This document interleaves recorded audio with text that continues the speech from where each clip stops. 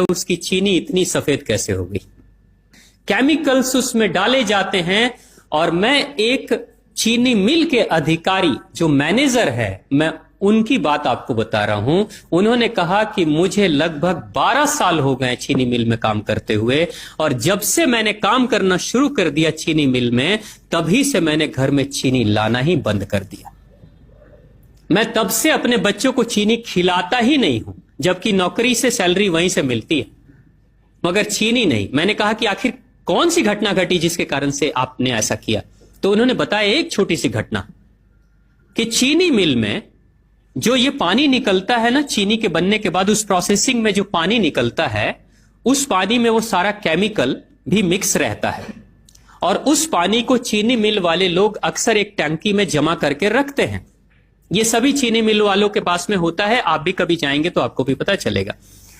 वो टंकी में वो पानी रखा जाता है, लेकिन रोज रोज प्रोसेसिंग हो रहा है, रोज चीनी बन रही है, रोज बहुत सारा पानी आ रहा है, तो आखिर कब तक?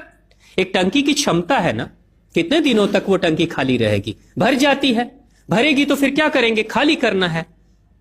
तो क्या किया था चीनी मिल के लोगों ने? सोचा कि छोड़ो ना, अब कहां जाएंगे उसको फेंकने के लिए कहीं दूर, क्योंकि अब उतनी बड़ी टंकी जिसमें हजारों गैलन पानी है, उसके लिए ट्रांसपोर्ट में कितना खर्च आएगा, तो बेहतर होगा रात के अंधेरे में कहीं खेत में डाल देते हैं।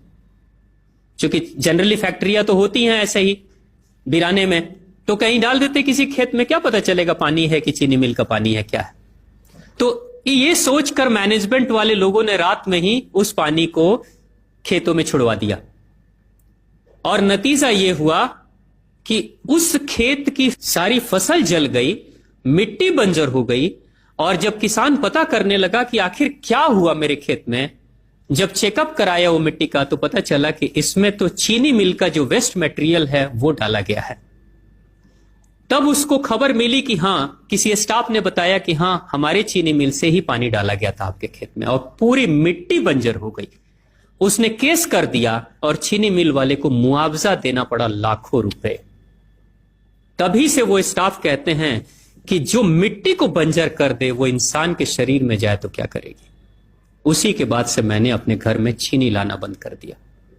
और सच्चाई है, लगभग अगर आप देखेंगे तो अंग्रेजों के आने के समय अंग्रेज पहला चीनी मिल इन्होंने भारत में ही लगाया था।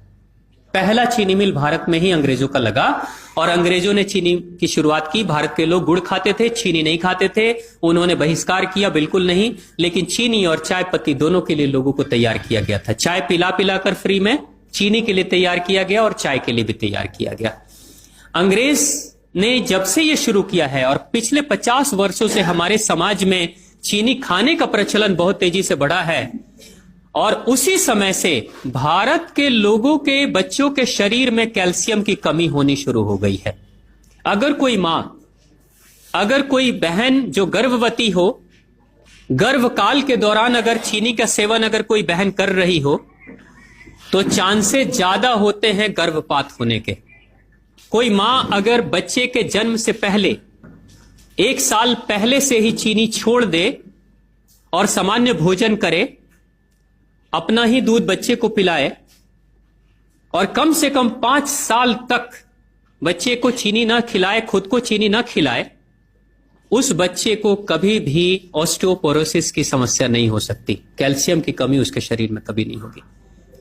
चीनी जब जाती है आपके शरीर में, तो बाहर जब निकलती है तो अकेले नहीं निकलती, कैल्शियम लेकर निकलती है। चीनी कैल्शियम लेकर निकलती है, हड्डियों को गलाकर निकलती है। और जिसके शरीर में कैल्शियम की कमी हो जाती है, उसके शरीर में मैग्नीशियम, पोटेशियम, आयरन सबकी कमी हो जाती है। कैल्शियम वो तत्व है कि जिसके शरीर में कम हो जाए, सारे तत्व कम हो जाएंगे, और कैल्शियम की कीमत पे चीनी हम खाते हैं। भारत, पाकिस्तान, बांग्लादेश, नेपाल, ऐसे कुछ देशों के अलावा दुनिया के बहुत सारे ऐसे राष्ट्र हैं जहां चीनी का इस्तेमाल ही नहीं होता। आज भी चीनी खाते नहीं, बहुत सारे देश नहीं खाते बिल्कुल। आप गुड़ खाया करिए, वो ज्यादा बेहतर है, चीनी को छोड़िए। चीनी